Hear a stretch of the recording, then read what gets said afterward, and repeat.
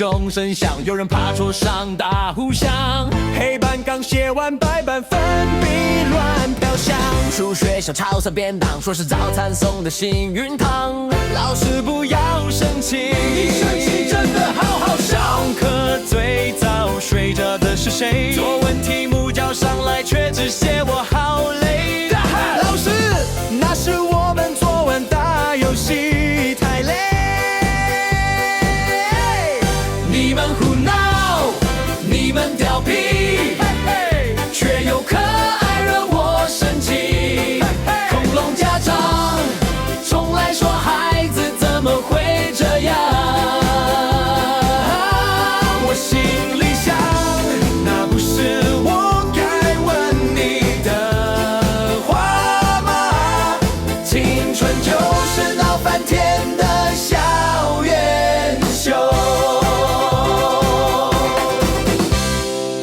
午休时间，教室里有人高歌想演戏，书包当鼓，那笔抄作一遍，舞台不休息。体育课有人冲太快，摔倒喊老师，地球今天太滑稽。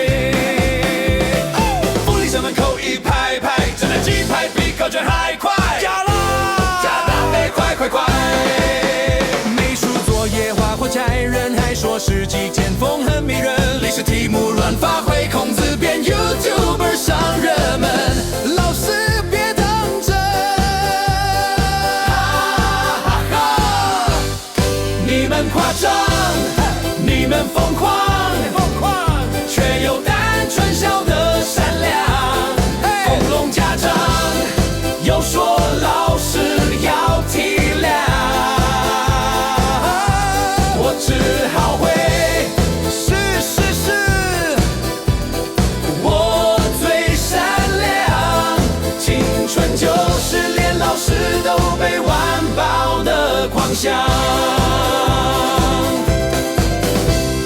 放学冲出校门口，脚步快得像台风。有人跑去补习班，有人排队收腰封。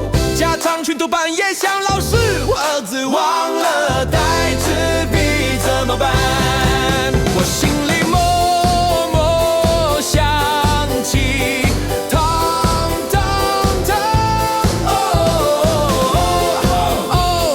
老师辛苦。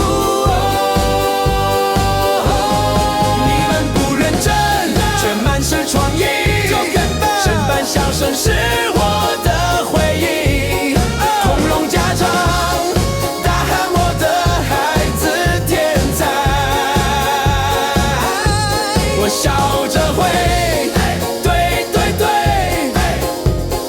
他们最可爱。青春就是一出闹剧，老师也笑开怀。